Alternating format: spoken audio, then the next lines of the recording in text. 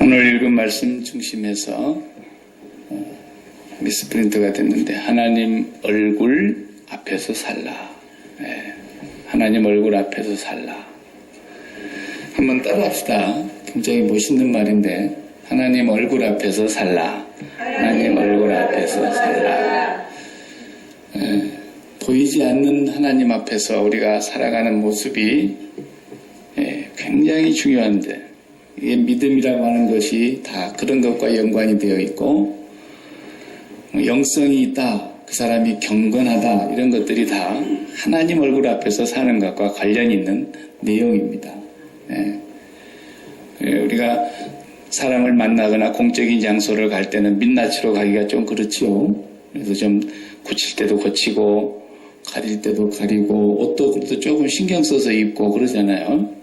사람 앞에서 우리가 공적인 장소를 이렇게 하려고 할 때 오늘도 제가 정말 신경을 조금 썼어요. 뭐 신경 써도 그게 그거지만 하나님 앞에서 그렇게 해야 된다는 거죠. 실질적으로는. 그게 영성에 해당되는 거예요. 그 사람이 경건하다, 그 사람이 순전하고 정직하다. 하나님께서 욥을 그렇게 말씀하실 때도 욥의 다른 부분을 보고 그랬겠어요. 욥이 하나님 앞에서 그랬다는 거죠. 행여라도 자기가 키우는 자식들이 10명이나 됐는데 그 자식들도 부지불식간에 하나님 앞에 범죄했을까 봐서 매일 번제를 드렸다 그랬잖아요.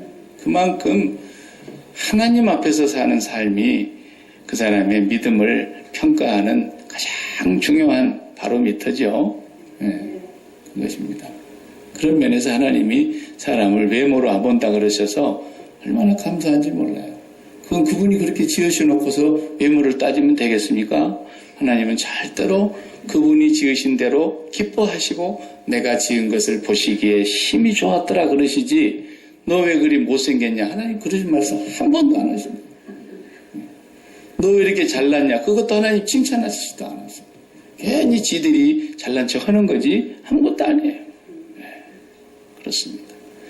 저는 의사는 아니지만 여러분들이 성인병 중에 우리가 많이 알려있고 뭐 이제는 상식적으로 된 것이 뭐 고혈압이나 당뇨나 이런 것은 성인병이라 그러는데 만성질환이라기도 하고 잘 고칠 수가 없다, 완치가 안 된다 뭐 그래가지고 난치병이다 이런 말도 하고 그러는데 저 의사는 아니지만 그런 병을 갖고 있다고 하는 사람들은 그 병이라고 여기지 않았으면 좋겠어요. 나는 그걸 병이라고 여기질 않습니다. 의사가 아니라도. 왜냐하면 의사가 정확하게 정기적으로 진단을 하고 그 혈압을 낮추기 위해서 주는 약이 있지 않습니까? 그 약을 미리수를 정확하게 재서 먹인다고 꼭 정확하게 먹도록 가르치죠. 그리고 적당하게 운동하라 그러고요. 그리고 식생활에 대한 습관도 이렇게 하라고 가르쳐 줍니다. 그렇게 하면은 전혀 문제가 없는 거예요. 괜히 믿음도 없으면서 누구 말 듣고 와가지고 야 내가 오늘 이제 혈압약 안 먹고 병을 고칠란다고 믿음으로 고칠란다고 그래서 죽는 사람 저는 봤어요.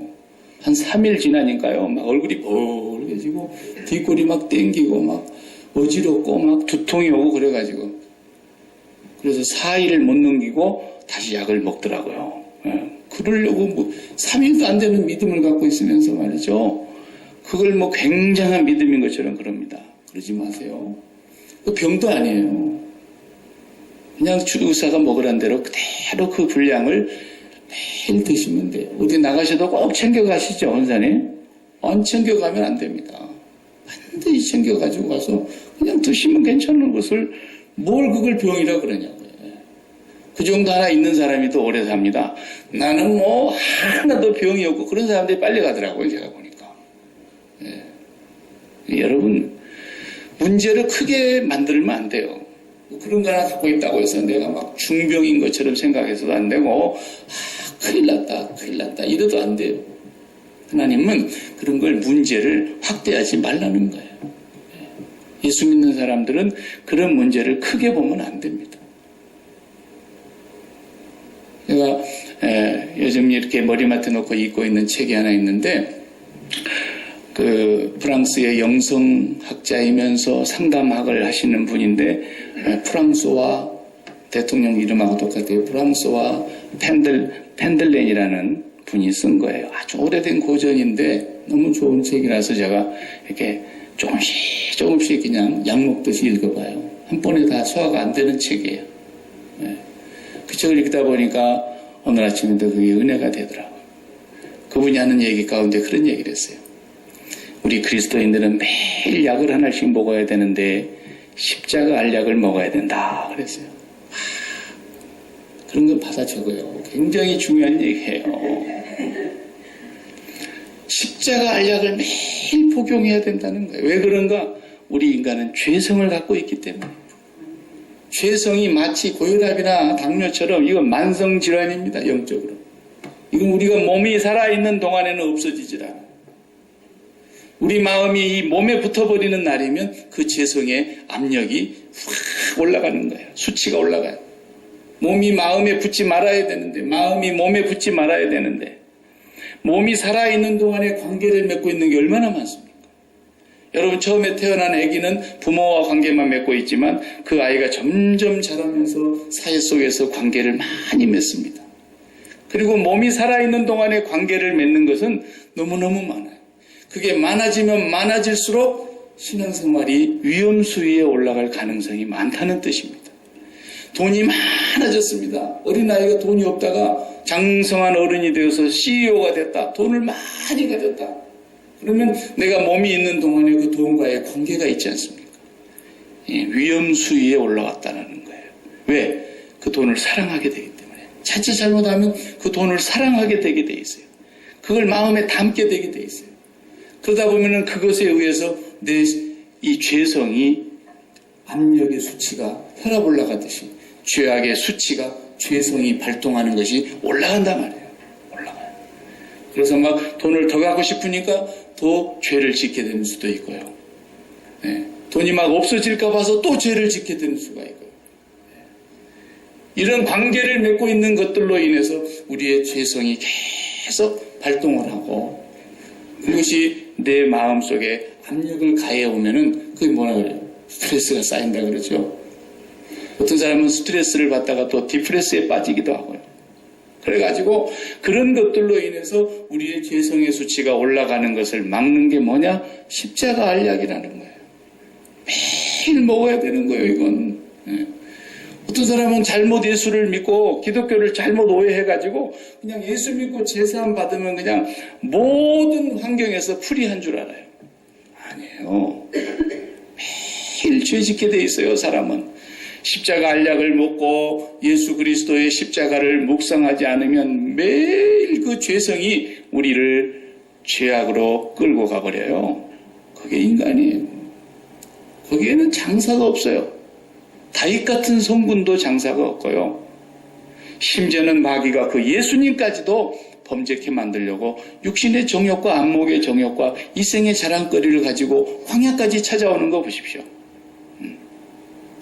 우리는 매일매일 그 알약을 혈압약 호주머니 넣고 다니는 것처럼 반드시 챙겨야 돼요. 네. 오늘 선부 4월은 오늘 우리가 읽은 13장에서는 너무너무 안타까운 모습을 보는 거예요. 오늘 13장에서 말해주려고 하는 복음의 내용은 뭐냐면 그 십자가 알약을 챙기지를 않았다는 거예요. 신약식으로 얘기하면. 구약성경이니까 아직 예수님의 십자가 사건이 일어나기 전이지만 13장에서 사울에게 있어서 가장 안타까운 일은 뭐예요? 사무엘 선지자 와서 그러잖아요. 왕이 하나님의 명령을 그렇게 잘 지키라고 내가 신신당부하고 왕과 함께 백성들 앞에서 그렇게 다짐을 했는데 왕이 하나님 명령을 잘 지켰으면 좋았을 텐데 왕이 하나님의 명령 여호와의 말씀을 지키지 아니하였으므로 왕의 나라가 길지 않을 것입니다. 그의 왕권이 이제는 떠나갈 것에 대해서 말씀하세요. 하나님께서 그의 아들 요나단이나 또 다른 왕자들에게 왕위를 물려서라도 그의 왕위가 이어져 갈 수도 있었는데 그 왕권은 사울의 당대에서 비참하게 끝나버립니다. 사무엘상 15장을 기점으로 해서 마지막 31장까지 사울 왕의 말로가 나오는데 비참하게 끝나지 않습니까? 우리는 이 구약의 성경을 보면서도 이 속에 복음이 무언가를 알아내야 되는데 그 복음을 놓치면 어느 시대를 막론하고 지금 복음을 갖고 살아가는 우리들도 넘어질 수 있고 실패하게 되고 하나님의 진노의 채찍도 맞게 되고 그런다는 거예요. 네. 오늘 13절을 한번 같이 12절을 먼저 읽겠어요. 내가 이르기를 블레셋 사람들이 나를 치러 길갈로 내려오겠거늘 내가 여호와께 은혜를 간구하지 못하였다 하고 부득이하여 번제를 드렸나이다 한지라. 이게 지금 제일 심각한 문제가 사울이 알게 된 거예요. 아, 내가 이 죄를 범했구나. 그러면서 13절에 사무엘이 사울에게 이르되 왕이 망령되이 행하였도다. 왕의 하나님 여호와께서 왕에게 내리신 명령을 지키지 아니하였도다. 그리하였더라면 지켰더라면 여호와께서 이스라엘 위에 왕의 나라를 영원히 세우셨을 것이거늘 지금은 왕의 나라가 길지 못할 것이라. 얼마나 안타까운 얘기냐고요. 그러니까 우리가 하나님 앞에서 하나님의 은혜를 구하지 못하면 이게 핵심이에요. 이게 오늘 12절에 내가 여호와께 은혜를 간구하지 못하였다. 이렇게 번역이 되어 있는데 이것은 의역된 거예요. 직역으로 하면은 원문의 내용으로는 내가 여호와의 얼굴을 배웁지 못했다. 그런 뜻이에요. 여호와의 얼굴을 배웁지 못했다. 구약성경을 가끔 읽다 보면은 가끔 나오는 내용과 이런 게 있어요. 내가 여호와를 배웠으므로 망하였도다. 내가 여호와를 배웠으므로 이제 죽게 되었도다. 그런 뜻이죠. 하나님을 배우면 죽는 줄 알았어요. 구약시대는. 그래 아무도 하나님을 배울 수가 없다고 사람들은 믿는 거예요. 만약에 그가 하나님을 배웠고도 살아남았다면 그건 은혜를 입은 거라는 거예요. 그러니까 이사야 선지자마저도 성전에 들어가서 기도하는 중에 환상 가운데 하나님의 보좌에 거룩하신 하나님의 옷자락이 이렇게 보이고 그 성소가 보이는데 그 배우면서 뭐라 그랬어요? 화로다. 나여 죽게 되었도다. 내가 죄인인데 여호와를 만군의 하나님 여호와를 배웠음이로다. 그랬다.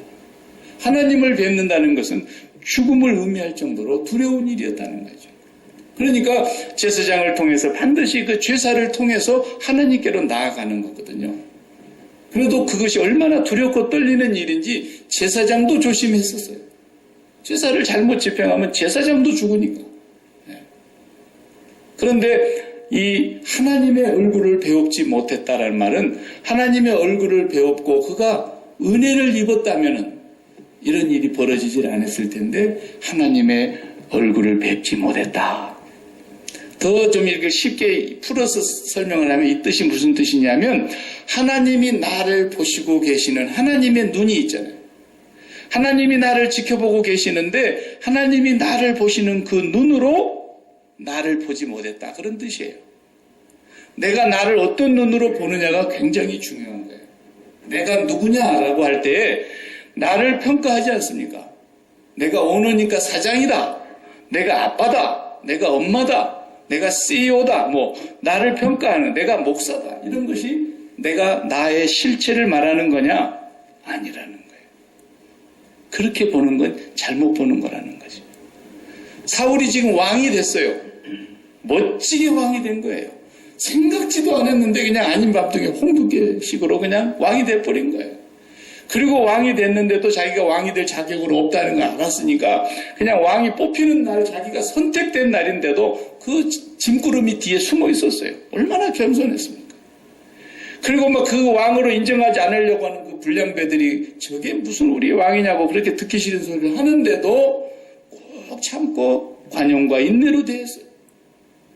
그리고 하나님의 성령이 그를 감동해서 신이 감동하니까 자기도 힘 있는 사람이 되지만 백성들이 사울을 두려워하게 돼가지고 사울이 명령하면 한 사람 오는 것처럼 쫙 몰려오고 집합 그러면 쫙 모이고 그래가지고 그냥 암몬을 칠 때도 11장에 단숨에 암몬을 그냥 쳤지 않습니까? 하나님의 신의 감동으로. 그리고 완벽한 왕이 됐어요. 왕이 된 지 1년이 지나고 2년째라 그랬어요. 오늘 본문에 보니까. 40세라는 말은 원문에 없으니까 그냥 40이라는 말을 쫓겨나게 써졌죠. 그 원문에 없는 단어를 이렇게 번역하면서 그렇게 붙였어요. 사울이 나는 이제 확실히 왕이 됐다는 생각에 좀 교만이 들은 것 같아요. 지난 주일에 우리 호세아 13장 보았지 않습니까? 호세아 13장 6절에 보면은 그런 말씀이 있지 않습니까? 내가 저들을 배불리 먹였더니 그들이 마음이 교만하여 나를 잊어버렸다. 그런 말씀이 있었어요. 배부르면 잊어버린다 그랬죠? 네. 그래서 사울이 진짜 자기가 왕 노릇을 하려고 했던 거예요. 네. 자기는 사람이 자기를 왕으로 섬기기는 하지만 자기 위에 자기를 세운 진짜 왕이 계신다는 걸 순간 잊은 거예요. 무슨 생각이 들었는지 모르겠어요. 왕이 돼서 이제 2년째를 맞이했으니까 뭔가 하나를 해야 되겠다고 생각을 했던 것인지 가장 시급한 문제를 생각해 봤을 때 블레셋이라는 나라가 자기 나라를 지금 지배하고 다스리고 있으니까 여기서 블레셋을 완전히 몰아내고 나라를 자기의 왕국으로 만들어서 든든하게 세워야 되겠다는 생각이 왕으로서 있었겠죠. 그러니까 자기의 어떤 근위대를 모았든지 아주 뛰어난 장수들을 모았든지 3,000명을 모았다 그랬어요. 2,000명은 자기가 거느리고 1,000명은 자기 아들 왕자 요나단에게 맡기고 그래서 이 두 부대를 만들어 가지고 갑자기 자기가 살고 있는 지역에서 한 3마일 정도 떨어져 있는 그 지역에 블레셋의 수비대들이 와서 있었어요. 이스라엘을 항상 살피는 거예요. 그 수비대가 방심을 하고 있는 틈을 타서 그냥 3,000명을 데리고 와서 초토화시켜버린 거예요. 그랬더니 살아남았던 사람들이 아마 도망가가지고 블레셋에 가서 보고를 했겠죠. 여기서 한 거리를 제가 보니까 엘렌스버그 정도 되는 거리예요. 그래서 블레셋 본영에 가가지고 우리가 지금 공격을 받았다. 그 얘기를 들으니까 블레셋에서 오늘 숫자가 얼마나 많은지 숫자를 설명을 안 하고 해변에 모래알 만큼 많았다. 블레셋 애들이 거미, 개미 떼만큼 몰려왔어요. 그리고 그냥 마병에다가 병거까지 동원해가지고 철병거가 왔다 이거예요. 그런데 사울이 그 몰려온 블레셋 사람들을 보고 있으니 기가 안 질리겠습니까? 그런데 군인들도 그냥 벌벌벌 떠는데 오늘 보니까 몇 명 남았다 그러냐면 안 읽었습니다. 15절까지 읽었습니다. 600명가량 남았대요. 3,000명 중에서 다 도망가 버린 거예요. 군인들이 그냥 지레 겁을 먹은 거예요. 저 봐라 저거 해변에 그냥 모래알사처럼 많이 몰려와가지고 있는 저 블레셋에서 우리가 살아남을 수 있겠냐. 미리 겁먹고 굴로 도망간 사람, 황무지로 도망간 사람, 어떤 사람 요단강을 건너가지고 길르앗 땅으로, 갑 땅으로 가버렸다 했어요. 요단강 동편으로 건너가 버렸다는 거예요. 그리고 군인들도 다 뿔뿔이 막 흩어집니다. 600명가량 남아있습니다. 야, 왕의 체면이 말이 아니에요. 사무엘 선지자가 오기로 되어 있었나 봐요. 그게 오기로 되어 있었 날까지 기다렸는데 아직 뭐 해가 다 진 것은 아니고 오늘 하루가 다 간 건 아니지만 사무엘 선지자가 좀 더디 온다 싶으니까 마음이 막 더 다급한 거예요. 이게 뭐겠어요? 자기가 부딪히고 있는 눈앞에 보이는 현실감에 압도를 당하는 거예요. 그래가지고 그냥 부득불 안 되겠다. 번제를 드리자. 그래가지고 그냥 다급한 마음에 번제와 화목제를 드렸다 그랬어요. 그 사무엘 선지자가 올 때까지 기다리지를 못하는 거예요. 자기가 저질러주는 일 때문에 너무너무 불안한 거예요. 군인들이 흩어집니다. 지금 막 전부 마음을 똘똘 뭉쳐도 힘들 판인데 군인들은 다 흩어지고 자기도 두렵고 사무엘 선지자는 더디 오고 제가 본문을 좀 이렇게 보니까 사무엘 선지자가 약속한 날에 안 온 것은 아니에요. 분명히 왔어요. 왔는데 매우 늦은 시간에 도착한 거예요. 그런데 그 전에 기다리지 못하고 있다가 번제와 화목제를 드렸어요. 도착하니까 이미 번제와 화목제는 다 끝난 뒤에 사무엘 선지자가 물었지 않습니까? 왕이 무슨 일을 했습니까? 11절에 물었습니다. 그랬더니 대답하기를 내가 이르기를 블레셋 사람들이 나를 치러 길갈로 내려왔거늘 내가 여호와께 은혜를 간구하지 못하였다 하고 이게 큰 실수였다는, 이게 큰 죄악이었다는, 이게 망령되이 행하게 되는 원인이었다는 거예요. 여호와의 얼굴을 뵙지 못했다라는 거예요. 여호와께서 나를 보시는 그 눈으로 나를 보지 못했다는 거예요. 이게 무엇을 뜻하는 것입니까? 번제라고 하는 것은 뭐예요? 나를 죽이는 것이 번제라 그랬죠. 짐승을 그냥 완전히 조각을 내서 다 태워서 잿더미가 될 때까지 번제단 위에서 태우는 번제, 올라라 그러는데 올라. 그 올라라고 하는 번제는 나를 죽이는 거예요. 내가 그 짐승과 동일시 되어서 내가 죽는 거라 그랬죠. 그런데 나 대신 짐승이 죽는 것이지만 짐승과 나는 동일시됨으로 내가 죄악된 사람이므로 내가 하나님 앞에서 은혜와 긍휼과 자비를 받지 못하면 도저히 설 수 없는 사람이라는 것을 고백하는 제사란 말이에요. 그 번제사가 먼저 들어지고 그 다음에 하나님과의 화목제사가 이루어지는 거죠. 그런데 이 번제사를 하나님 앞에서 하나님 앞에 먼저 물어보고 했어야 되죠. 누가 전쟁하라 그랬나요? 그런데 전쟁을 이루기도 전에 하나님께 물었어야 될 그것을 그가 놓칩니다. 우리가 뭔 일을 막 다급하게 처리해 놓고 나서 뭔 일이 안 되면 그때서 하나님 어떻게 하면 좋습니까? 그렇게 하는데 거꾸로 하라는 거예요. 그렇게 하지 말고. 하나님, 나는 이 일을 할 수 없는 죄인입니다.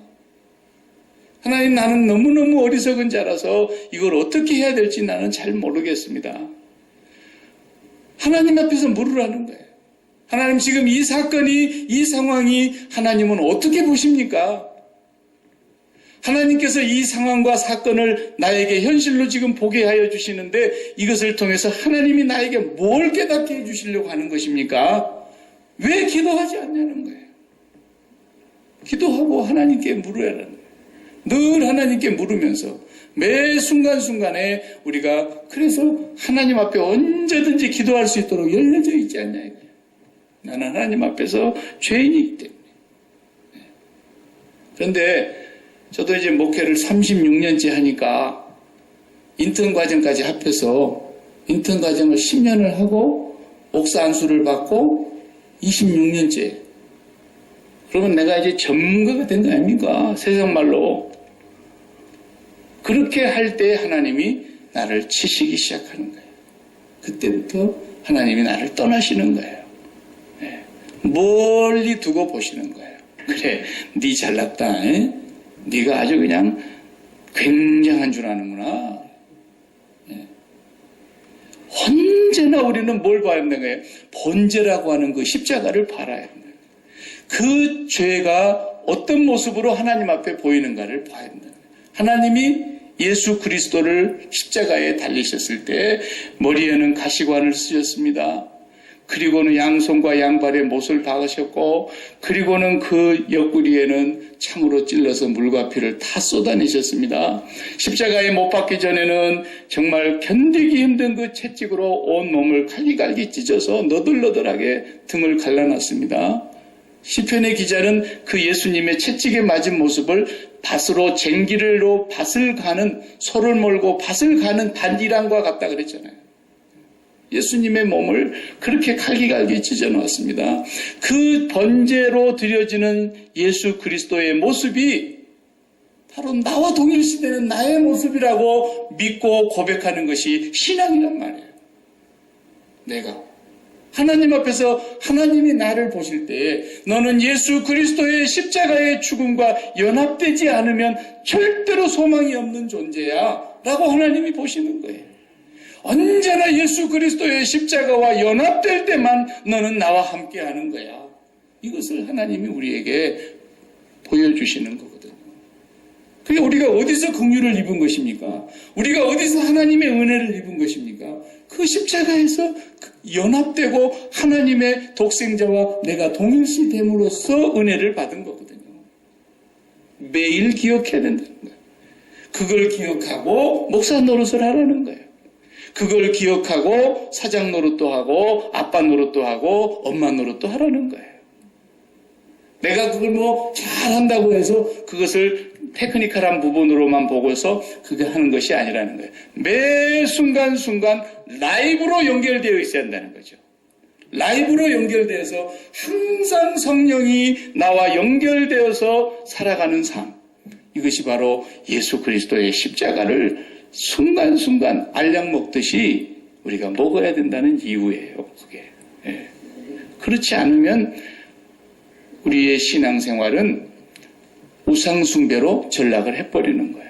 이 일은 내가 저질러 놓고 엄청난 일이 내 앞에 현실로 내 마음을 압도해 오는 것이 내 눈에 제1의 현실이 돼가지고 숨통이 막히게 생겼으니까 너무 다급해서 부득이하여 제사를 드리는 거 이거 아니다라는 거예요. 그렇게 하지 말라는 거예요.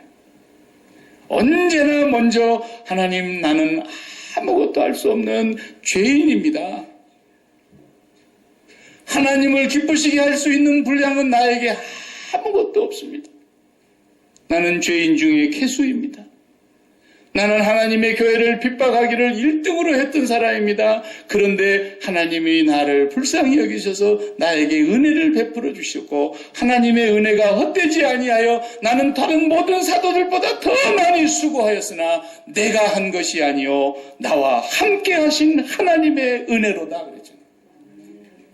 사도 바울은 그걸 절대로 잊지 않고 살았다는 걸 말하고 있는 거예요.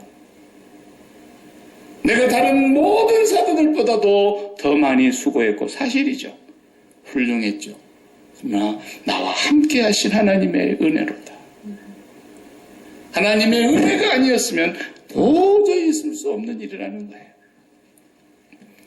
그러니까 신명기에서 모세가 마지막 설교를 하는 장면에서 이스라엘 백성들에게 그 설교를 했어요. 신명기 8장에 보면은 한번 제가 그 본문을 여러분과 같이 보고 싶습니다. 신명기 8장을 한번 다 같이 펴보시겠습니까?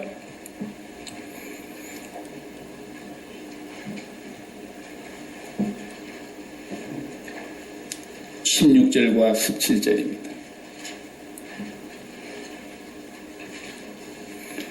신명기 8장 16절 17절 또 두렵건대 네가 마음에 이르기를 내 능력과 내 손의 힘으로 내가 이 재물을 얻었다 할까 하노라. 17절 다 같이 내 하나님 여호와를 기억하라. 그가 내게 재물 얻을 능을 주셨음이라. 그렇죠? 내 능력과 내 소의 힘으로 내가 이 재물을 얻었다 할까 하노라. 모세가 제일 두려워했던 게 그거라니까요. 내가 내 능력으로 내 사업을 일구었고 내 지혜와 내 경험으로 내가 이렇게 목회를 하고 있고 내가 내 지혜와 내 지식으로 내 인생을 이렇게 성공적으로 이끌고 갔다고 생각한다고 한다면 뭐라 그랬어요? 내 하나님 여호와를 기억하라. 그가 내게 재물 얻을 능을 주셨습니다. 그가 내게 지식을 경험을 얻을 능을 주셨습니다. 하나님이 전적으로 은혜로 주셨다는 것을 말씀하고 있는 거예요. 하나님의 은혜로 얻었다는 거예요. 도저히 나는 하나님 앞에서 이 번제물과 같이 타서 죽어야 될 예수 그리스도의 십자가에서 달려 죽어서 그렇게 죽어야 될 그 죄인의 모습이 바로 나의 모습인데 내가 그런 존재임에도 불구하고 하나님의 은혜를 입었습니다. 이걸 한순간도 잊지 말라는 거예요. 사울이 그 은혜를 먼저 구하고서 내가 왕이 됐습니다마는 내가 이 나라를 통치한다고 해도 어떻게 내가 이 나라에서 저 원수 블레셋을 무찔러낼 수가 있겠습니까? 내 힘으로는 도저히 불가능합니다. 하나님께 먼저 구했어야 된다는 것이에요. 그럼 뭐 600명이 남았다 할지라도 하나님이 그까짓 거 못하겠어요? 300명 갖고도 기드온을 가지고 미디안을 물리치시는 하나님이신데 오늘도 하나님께서는 우리에게 하나님이 뭘 못하시겠냐는 거예요. 하나님은 죽은 사람을 살리는 것과 불치의 병을 고치는 것과 내 들 것을 들고 걸어가라 하는 것과 뭐가 쉽겠어요? 하나님께는 뭐가 쉬운 거예요? 아쉬운 거예요. 내 들 것을 들고 걸어가라라고 말씀하신 것이나 죽은 사람을 나사로를 향해서 나오라라고 할 때 나사로를 살리시는 것과 하나님께는 둘 다 똑같이 쉬운 거예요. 손바닥 뒤집는 것처럼.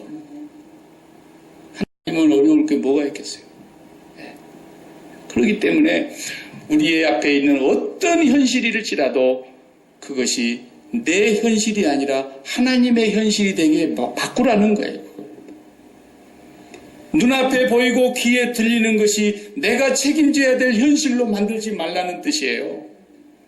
네가 왕이 됐다고 해서 네 나라라고 생각하느냐, 네가 그 나라를 책임질 수 있다고 생각하느냐, 그 원수들을 네가 무찌를 수 있다고 생각하느냐. 사울은 처음에 그리 생각했던 거야, 한순간.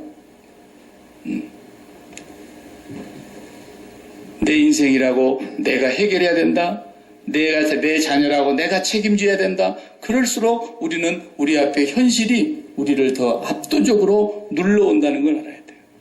이 모든 내 눈에 보이는 것과 내 귀에 들리는 이 현실이 나의 현실이 아니라 하나님의 현실이 되도록 하나님께 돌려드리세요. 내 현실은 하나뿐이라는 것을 아시면 되는 거예요. 하나님 우리 아버지만이 나의 영원한 현실이시다. 그분만이 내 마음의 영원한 현재이시다. 그 하나님을 여러분은 소유하는 것이고, 그리고 나면은 하나님께서 기뻐하시는 그 뜻은 어려운 일이라도 하나님은 쉬워요. 하나님은 우리가 너무너무 불가능하게 보는 일이라도 하나님은 하나님이 원하시는 현실이면 다 해결하셔요. 제가 그랬잖아요. 하나님이 정말 박 목사에게 오늘이라도 1,000만 불이 필요해서 꼭 주셔야 될 것이 하나님이 기뻐하시는 계획이라면 무슨 수를 쓰시라도 하나님 만들어내 놓으시는 분이세요. 그 하나님이 그럴 일이 아니시니까 지금 이러고 계시는 거예요. 그걸 왜 모르냐는 거예요. 그러니까 사람들이 이렇게 많이 몰려왔는데 저녁밥이라도 들어가서 먹게 해야 되지 않겠습니까, 주님? 그러니까 너희들이 먹을 것을 주어라 그래서. 이미 주님의 마음은 하나님의 마음과 일치가 되어서 빈들에서 먹을 것을 먹지 못하고 하루 종일 있어서 기진맥진한 사람들을 그대로 돌려보내는 것을 허락지 아니하시고 민망히 여기시고 불쌍히 여기시고 긍휼히 여기셨다 그랬어요. 그래서 주님은 이미 어떻게 하실 것을 다 친히 아시면서도 빌립에게 안드레가 뭐라 그래요? 여기 보리떡 5개와 물고기 2마리를 저희들이 갖고 왔는데 이 많은 사람들한테 이게 뭐 끼니가 되겠습니까? 이렇게 얘기했어요. 빌립은 또 얼마나 머리가 계산이 빠르는지 이 사람들 시장기만 면하려고 해도 200대 내려는데 돈이 부족할 것입니다. 돌려보내서 빨리 먹고 오라는 게 낫지. 아니면 그냥 오늘 집회 파하고 빨리 집으로 돌려보내십시다 하는 얘기 아니에요.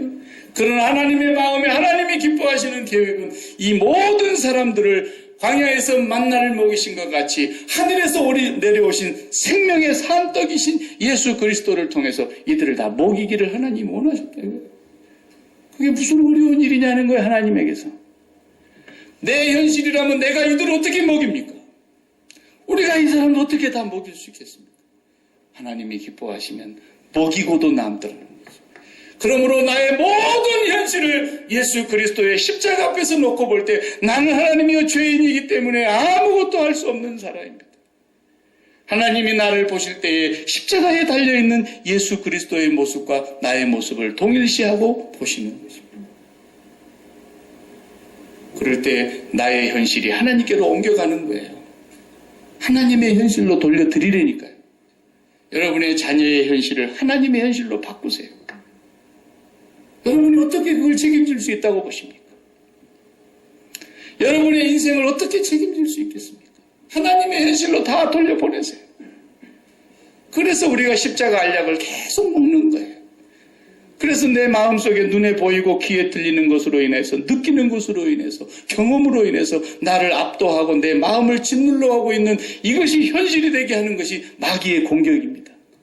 매번 마귀는 이것을 내가 책임져야 될 일들로 나에게 스트레스를 주고 매번 마귀가 나를 그렇게 압력으로 눌려오는 것인데 우리는 예수 그리스도에게로 그걸 다 돌려보내는 거예요. 이건 내 것이 아닙니다. 이건 내 현실이 아닙니다. 이건 내 인생이 아닙니다. 늘 그렇게 살았던 사람이 누굽니까? 우리의 스승이었던 사도 바울이에요. 그게 내가 그리스도와 함께 십자가에 못 박혔나니 이 사람 매일 알약을 먹는 사람. 나는 그리스도와 함께 십자가에 못 박혔나니 그런즉 이제는 내가 산 것이 아니요 내 안에 그리스도께서 사는 것이라. 내 안에 그리스도가 사는 것이라. 그리스도께서 보시는 이 현실로 내가 볼 수 있어야 되고, 그리스도께서 느끼는 것으로 내가 느껴야 되고, 그리스도께서 깨닫게 하시는 그것을 내가 깨달으면 되는 거예요. 모든 현실은 하나님의 현실이지 내 현실이 아닙니다. 여러분과 제 현실은 하나님 한 분뿐인 것입니다. 바로 사울이 이걸 놓쳤다는 것을 자기가 깨달았으면 바꿔야 되는데 못 바꿔요. 박 목사를 닮아가지고 못 바꿔요. 박 목사도 사울을 닮아가지고 왜 그걸 못 바꾸는지 몰라요. 바꾸셔야 돼요. 이번 주도 나가서 여러분 생활에 적용하셔야 돼요. 엄마 노릇이라고 해서 엄마가 자동으로 됩니까? 엄마 노릇. 우리 둘째 아이하고 같이 고등학교를 졸업하고 캐나다에 있는 아이가 고등학교를 졸업하자마자 얼마 안 돼서 이제 장가를 갔어요. 20살에 갔는데 벌써 얘가 이제 셋이야. 이번에 가서 보니까 정말 얼마나 힘들게 일을 해야 이제 정말 가정을 앞으로 꾸려나갈 텐데. 그래서 우리 아이 보고 너도 장가 가고 싶냐? 그랬더니 아직 난 준비가 안 돼서 안 될 것 같다고 그러더라고요. 그러나 그것을 키우는 것도 하나님이 키우시면 너무너무 쉬워요. 어떻게 키우면 됩니까? 하나님, 나 같은 죄인이 나 혼자 죄인으로서 나 혼자 살아도 나를 감당하기가 힘든데 또 하나의 죄인이 나에게 옆에 붙어가지고 둘이 사니까 죄덩어리가 죄장아찌가 2개 붙었으니 더 짤 거 아니요? 거기서 또 죄장아찌가 하나 나오고 둘 나오고 셋 나왔으니까 그게 뭐 낳기만 하면 3사람 됩니까? 다 죄인이죠. 그걸 키워내려 그러면 죄인 5이서 얼마나 부딪히겠어요. 하나님, 나는 도저히 아빠 노릇을 감당할 수가 없습니다. 엄마 노릇을 감당할 수가 없습니다. 나는 아빠에 대하여 아이에 대하여 죽은 자입니다. 내가 이 아이를 어떻게 키워야 될지 하나님 제게 지혜도 주시고 에너지도 주시고 하나님 체기를 열어주세요. 날마다 주님의 십자가 붙들고 가서 하나님 앞에 붙들고 기도하면 하나님의 현실로 넘어간다니까요. 그게 내 현실이 아니 되는 거예요. 그때부터서 하나님이 내게 지혜를 주시고 하나님이 내게 은혜를 베풀어 주시고 하나님께서 내가 생각지도 못했던 길을 열어주시고 하나님이 책임져 주신다는 거예요. 그렇게 하나님의 현실로 바꾸시는 삶, 이것이 바로 하나님의 얼굴을 구하는 삶이세요. 하나님의 얼굴 앞에서 사는 삶이세요. 이번 주도 실험을 해보시더니 적용을 하시면서 살아야 된다니까요. 어떤 상황 속에서. 그래서 그것이 인간관계 속에서 대인관계 속에서 오는 관계로 인해서 불편해질 때도 있지 않습니까? 그런 불편한 관계를 하나님 앞에서 어떻게 해결해야 되겠습니까? 그것도 역시 십자가 알약을 먹으면 해결이 됩니다. 내 앞에 펼쳐진 사건도 예기치 않는 돌발 상황까지도 하나님, 나는 이것을 어떻게 해야 될지 모릅니다. 나는 죄인으로소이다. 나는 죄인 중에 괴수로소이다. 그러나 하나님, 나를 불쌍히 여겨주시기 바랍니다. 그리고 그분의 얼굴을 구할 때마다, 여러분이 하나님의 얼굴 앞에서 살아갈 때마다 하나님 여러분의 인생을 반드시 책임지십니다. 그걸 간증하고 사는 것이죠. 도저히 살 수 없는 사람인데 살아가는 모습을 보면서 저분 안에 그리스도가 살아계시는구나. 하나님께 영광이 되고 하나님의 이름의 거룩하심이 증명이 되는 거죠. 사울이 오늘 13장에서 놓친 것이 바로 그것이었음을 성경의 기록을 통해서 우리에게 메시지를 주고 계시는 것입니다. 기도하십시다.